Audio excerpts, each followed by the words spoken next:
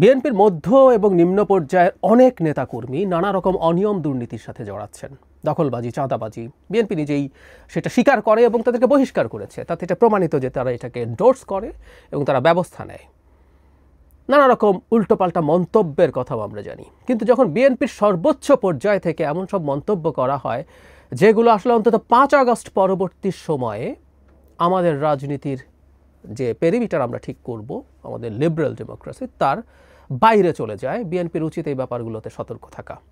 এটা একেবারে খুবই খুবই জরুরি ব্যাপার। বিএনপির নেতাদের, সিনিয়র নেতাদের অন্তত মুখের লাগাম টানা উচিত বলে আমি মনে করি।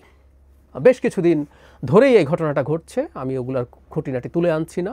বেশ কয়েকজন সর্বোচ্চ পর্যায়ের নেতার মন্তব্য নিয়ে তীব্র সমালোচনা এবং বাদানুবাদ হয়েছে, শোকজ করা হয়েছে, এগুলো ঘটেছে।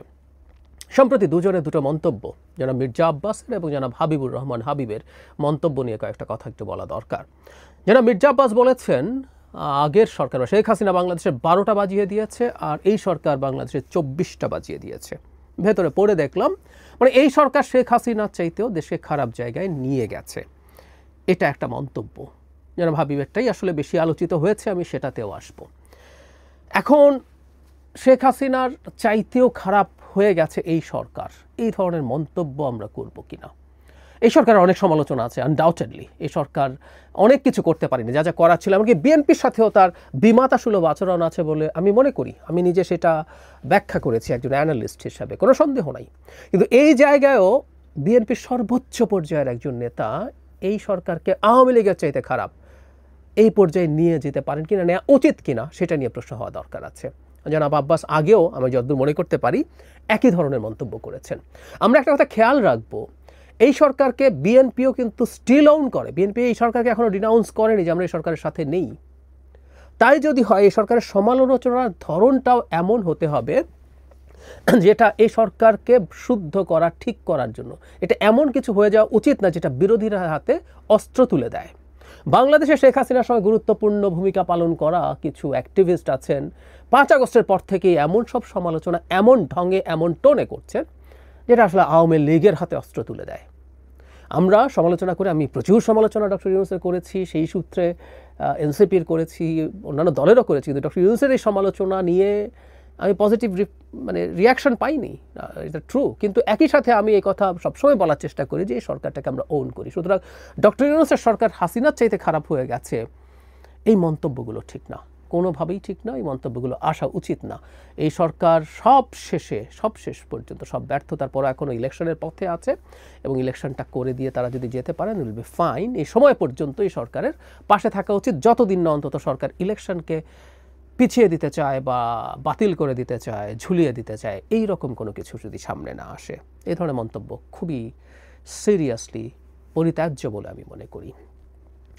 জনাব হাবিব ভাইয়ের সাথে দীর্ঘদিন টকশো করি, অত্যন্ত সজ্জন মানুষ এবং হাবিব ভাইয়ের ব্যাকগ্রাউন্ডও আমরা অনেকে জানি নিশ্চয়ই। 90-এর যে অভ্যুত্থান হয়েছিল তাতে ছাত্রদের যে জোট শেষ পর্যন্ত হয়, তাতে অত্যন্ত গুরুত্বপূর্ণ ভূমিকা তিনি পালন করেন। তিনি ছাত্র লীগের পক্ষ থেকে তখন ছিলেন সভাপতি বা সাধারণ সম্পাদক, আমি ভুল নিশ্চিত নই, দুটোর একটা ছিলেন তিনি। তারপর তিনি বিএনপির রাজনীতিতে আসেন এবং গণতন্ত্রের জন্য লড়াই করা মানুষ, এটা ফর শিওর। কিন্তু তিনি সম্প্রতি একটা কথা একটা আলোচনা সভায় বলেছেন, কথাটা স্লোগানে বললে একটা কথা, যেমন ধরি আমরা ট্রেডিশনালি আমাদের স্লোগানে অনেক অ্যাগ্রেসিভ কথাবার্তা বলতে শুনি। আমি আগে হাবিব ভাই কি বলেছেন সেটা একটু জেনে নেই। আমরা অনেকে খেয়াল করেছি, তার একটা ভিডিও ছড়িয়ে পড়েছে, সেখানে তিনি বলছেন নৌকার ধানের শীষ, 2 সাপের একই বিষ। অত্যন্ত অফেন্সিভ কথা। হাবিব ভাই এটা শুনে খুব ক্ষুব্ধ হয়েছেন, ক্ষুব্ধ হওয়ার কথা, কোনো সন্দেহ নেই। এর আগে কিছুদিন আগে পাথর দিয়ে যখন একজনকে হত্যা করা হলো, তখন ঢাকায় সাধারণ স্টুডেন্টরা, এগুলো জামাত শিবির, আমরা সাধারণ স্টুডেন্ট দেখলেই এটা জামাত শিবির হিসাবে পড়ে নেব, তারা মিছিল বের করেছে। আওয়ামী লীগ গেছে যেই পথে, বিএনপিও যাবে সেই পথে। বিএনপিকে আওয়ামী লীগের সাথে মিলিয়ে ফেলার একটা প্রবণতা দেখতে পাচ্ছি আমরা। বিএনপির বিরোধীরা রাজনীতি করবে, বিএনপি চাঁদাবাজি করে, বিএনপি নিজেদের মধ্যে এত খুনাখুনি করেছে, বিএনপি আসলে দেশে সুশাসন হবে না, বিএনপি আগে এই করেছিল, সব কিছু রাজনীতিতে আসলে আসবে। একটা দল তার প্রতিপক্ষ, তার প্রতিদ্বন্দ্বী যে আছে তার সমালোচনা করবে, তার ভুলগুলো তুলে ধরেই তো সে নিজকে বেটার দাবি করবে, এগুলো ঠিক আছে। কিন্তু বিএনপিকে আওয়ামী লীগের পাল্লায় ফেলার একটা প্রবণতা দেখছি, এটা বিভৎস, এটা নোংরা, এটা অন্যায়। আওয়ামী লীগের মতো একটা মাফিয়া দলের সাথে বিএনপিকে তুলনা করা। যাই হোক, এটা শুনে হাবিব ভাইয়ের খারাপ লেগেছেন। তারপর তিনি যেটা বলেছেন এটা বিভৎস, কিন্তু উনি এটা মিন করেছেন আমরা সেটা বলবো না। উনি বলেছেন যেরকম কেউ যদি বলে হাতের কাছে দা ছুরি কুড়াল যাই পায় তার জিব্বাটা কেটে কালো কুত্তাকে খাইয়ে দিতে হবে, মামলা হলে তার নামে হোক। এবার হাবিব ভাই কি রিয়ালি এটা মিন করেছেন? আমি মনে করি না উনি এটা করেছেন, এটা আহ্বান করেছেন। ওই যে আমরা মিছিলে একসময় বলতাম অমুকের চামড়া তুলে নেব আমরা, অমুকের চামড়া তুলে নেব আমরা বলতে কি আমরা আসলে মিন করে গিয়ে তার চামড়া তুলে নিয়ে আসবো? কিন্তু মিছিল আমাদের এই ধরনের অ্যাগ্রেসিভ স্লোগান হয়েছে এবং আমরা ধরে নিয়েছি আমাদের গণতান্ত্রিক ব্যবস্থায় আমরা এটাকে অ্যাকসেপ্ট করি, এটাকে খুব ভায়োলেন্ট কিছু হিসাবে নেই না। কিন্তু রাস্তা স্লোগান আর একটা আলোচনা সভায় বলা কথা কি একই? দ্বিতীয় কথা হচ্ছে রাস্তায় আমরা এই ধরনের স্লোগান আর দেব কি না, এসব নিয়েও আলাপ আসতে পারে 5 আগস্ট পরবর্তী সময়ে।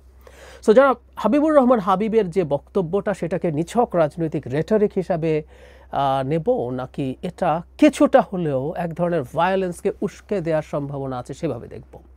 ধরে নিলাম এই স্লোগান দেওয়ার পর জিব্বা কেটে কুকুরকে খাওয়ালো না, কিন্তু এই সম্ভাবনা তো আছে যে এটা দিয়ে উত্তেজিত হয়ে বিএনপি নেতাকর্মীরা তাদের সামনে যদি এই ধরনের স্লোগান আবার কেউ দেয়, তার উপরে ভায়োলেন্ট হয়ে ওঠা সম্ভাবনা আছে।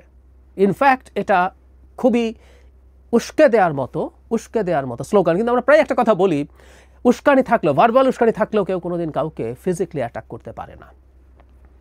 Full stop. এটা নিয়ে আমরা আসলে কোনো রকম কোনো আলোচনাই করতে চাই না যে আমাকে নিয়ে এত খারাপ কথা বলেছে দলকে নিয়ে, তাই আমি মাথা ঠিক রাখতে পারি নাই, তাই এটা করে ফেলেছি। না, এটা করা যাবে না। ফলে এই ধরনের স্লোগানও কাউকে কোনো না কোনো ফর্মের, আমি এত ভায়োলেন্ট কিছু না, মাচ লেস ভায়োলেন্ট কোনো ভায়োলেন্সে ইন্সপায়ার করতে পারে।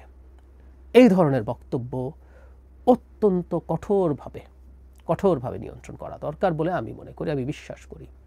একটা কথা বিএনপিকে মনে রাখতে হবে, বিএনপি কিন্তু খুবই সার্ভেলেন্সের নিচে আছে, বিএনপি মাইক্রোস্কোপের নিচে আছে, বিএনপি ধারণা করতে পারছে না হয়তো।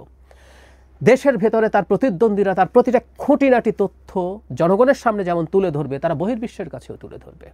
বিএনপি যখন ক্ষমতায় আসতে চায়, বিএনপি ক্ষমতায় আসবে একটা ফেয়ার ইলেকশন হলে, কোনো সন্দেহ নেই। কিন্তু সেই বিএনপি এসে কি করবে না করবে এই ধরনের একটা ন্যারেটিভ তারা তৈরি করতে চায়, সেটা তারা করছে। হাবিব ভাইয়ের এই বক্তব্যটা ছড়িয়ে দিয়ে প্রত্যেককে মোটামুটি একই ধরনের আলাপ তোলার চেষ্টা করছেন। ক্ষমতায় আসার আগে এই ধরনের কথা বলছেন, ক্ষমতায় গেলে তারা না জানে কি করেন। এটা বহির্বিশ্বেও যাচ্ছে। আমি জানি না বিএনপির সর্বোচ্চ পর্যায়ের নেতারাও এভাবে এগুলো দেখছেন কিনা। খুব জরুরি। বহির্বিশ্ব দেখছে বললে আমরা শেখ হাসিনার মতো নিশ্চয়ই বলবো না বহির্বিশ্ব দেখছে তো কি হয়েছে, এটা আমাদের দেশ, আমরা আমাদের মতো করবো না। এটা আমাদের মতো হয় না। পৃথিবী খুবই কানেক্টেড নাও এর এইজ। সো এটা ম্যাটার করে অন্য দেশ, অন্যরা শক্তিশালী দেশগুলো তারা কিভাবে কি দেখছে।